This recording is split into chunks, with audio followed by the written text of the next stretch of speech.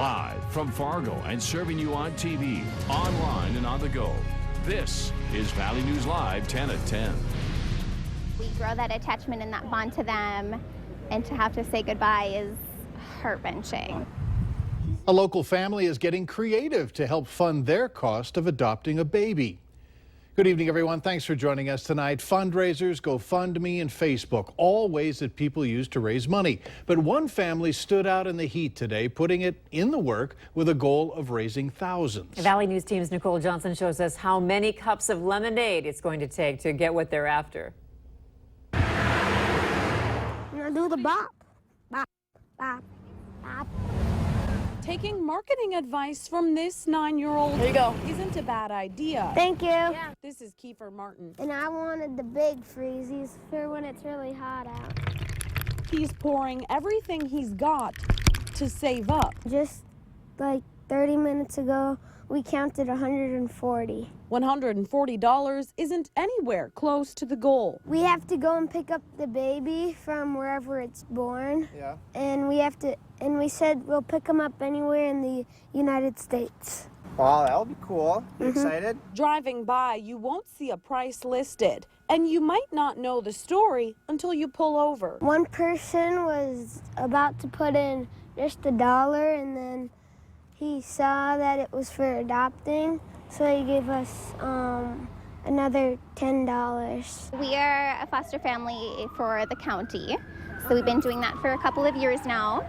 And after seeing the need for families, we have decided this is where our heart is pulling us. In foster care, we've been having a lot of boys, and we've only had 2 girls. So we want a girl. They want somebody to come home to stay. So that's kind of our goal, is to bring somebody home and let them stay forever. That goal comes with the price tag. Thank you. Around $30,000. Doesn't have to be just in cash either. $1? Sure. Kiefer says he isn't stopping until he brings his new baby sister home. Buy my lemonade. Lemonade. Get the lemonade. In Fargo, Nicole Johnson, Valley News Live. Kiefer is also making birdhouses in their front yard, and he'll paint them any color you want. The family plans to be out on Broadway just north of Sanford Hospital every Thursday, except next Thursday. Kiefer will be at a hockey tournament. 3 people are dead after a plane crash in south central North Dakota. The plane left Wishick and was headed to Bismarck. The Piper Cherokee didn't get far. It had problems during takeoff and went down in May Lake. It was just a mile and a half from Wishick. The pilot was a 19-year-old man. He had a 39-year-old woman and a 10-year-old boy who were passengers. All died in the crash. Their names have not been released, and the FAA is investigating. This woman, 41-year-old Arpolia Brown Navarrete from Moorhead, is facing 2 charges of criminal sexual conduct after a report states she sexually assaulted a 7-year-old girl. The complaint filed says her son walked into her bedroom and saw the girl's shirt was up and pants unbuttoned. The victim says Brown Navarrete touched her down there and pointed to her vaginal area. A local town auditor says voters could be saving their community money if they decide not to publish their minutes in the local newspaper. It's one of the questions on the upcoming primary ballot in Cass County. Fargo pays $25,800 on publishing legal announcements alone. If you add in the cost of printing minutes, it's $49,000 in taxpayer money. Harwood City Auditor Sherry Morris says towns could get the job done online and for free. When somebody goes into the ballot and it says, do you want the minutes published?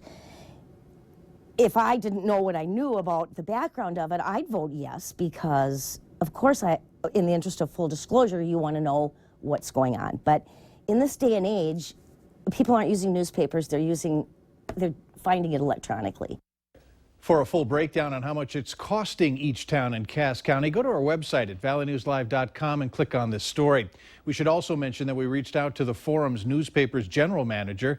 He did not want to comment on our story.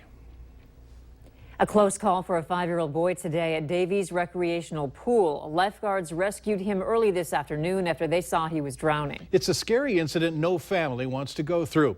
Valley News Team's Natalie Parsons tells us what one mom has seen at local pools and why she believes parents need to be on their guard. Sherry Williams takes her family to the Southwest Recreation Pool at Fargo South High School. She swims with her kids, nieces, and nephews. You have to watch the kids in the water because it's dangerous, especially the little ones. At maximum capacity, Southwest can handle 500 people, and other pools like Davies Recreational Center, 700. Williams believes on busy days you can never have too many lifeguards on duty. I don't think that they're trained right for occasions like that. They can't watch everything. She also says that on multiple occasions she's seen lifeguards standing around chatting by the pool instead of paying attention fully to swimmers. But the Fargo Parks Director of Recreation says that's not true. We have rules at the pools, and we follow our rules very, very strictly because if our lifeguards are not paying attention, it's really a matter of life and death. When it comes to Thursdays near drowning, Whittlesey is proud of the lifeguard team at Davies Pool for saving a 5-year-old boy who was struggling in the water, and says their training prepared them for the unexpected. On the hot days, that's when you get the most kids. It's when it's the hottest weather. It's when they may be getting a little bit more daring or may want to get in a little bit deeper water. There's more kids in the area. So that's typically when these types of pullouts happen. Parents agree you can't just rely on lifeguards to keep your children safe. I don't let them go out and I sit around. No, I'm out there in the water. That's why I have on my swimsuit. I don't want to go out there, but I'm out there. In Fargo, Natalie Parsons, Valley News Live. Today, lifeguards performed chest compressions on that 5-year-old boy and called for assistance.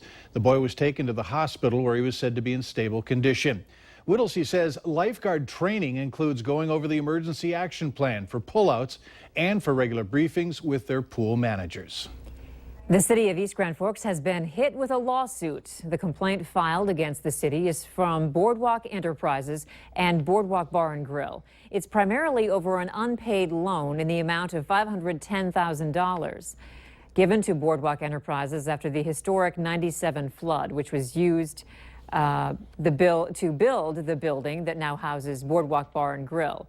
We reached out to Boardwalk Enterprises and John Brocky with Vogel Law Firm, but didn't hear back from them. President Obama publicly endorsed Hillary Clinton today for president, right after a heart-to-heart meeting he had with her Democratic opponent, Bernie Sanders. The White House says the president taped the endorsement today and that he plans to campaign with Clinton next week in Green Bay, Wisconsin. Sanders remains in the race even as the president moves forward with plans to join Clinton on the campaign trail.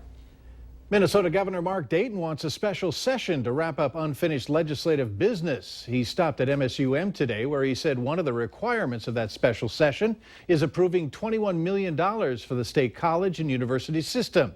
He says that money is needed for salaries so programs don't have to be cut.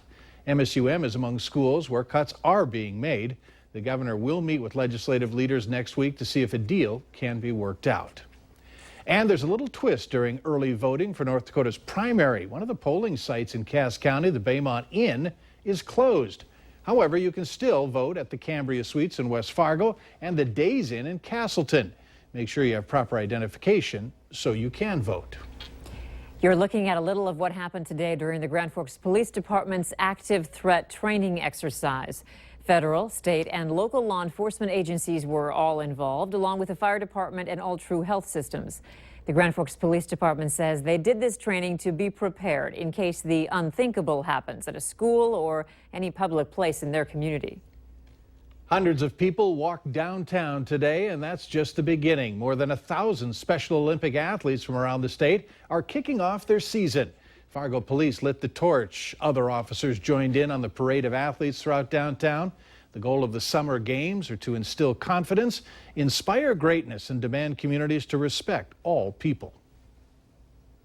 Meeting new people and have experience of a lifetime. Get to go to different places. Yes, I am. I'm going to have fun. It's different, different teams I don't know, and I'm going to try my best and going to try my best and go for it. The Special Olympics still needing volunteers. They're very short on Fridays and Saturdays for sessions at Fargo South. If you want to donate your time, we have information on our website at valleynewslive.com. Go there and click on this story.